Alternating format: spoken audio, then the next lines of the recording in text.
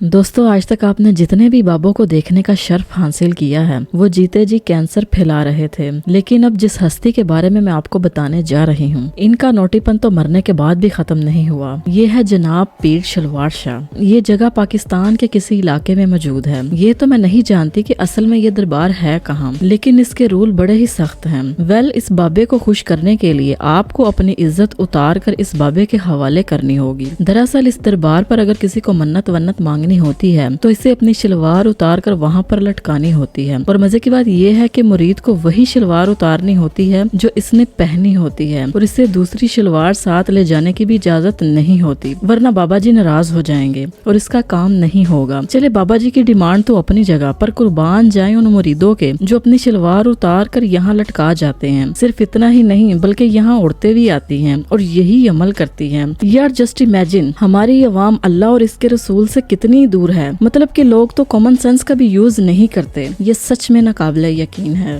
सलवार उतार के आप अपनी मुश्किल को आसान कर सकते हो।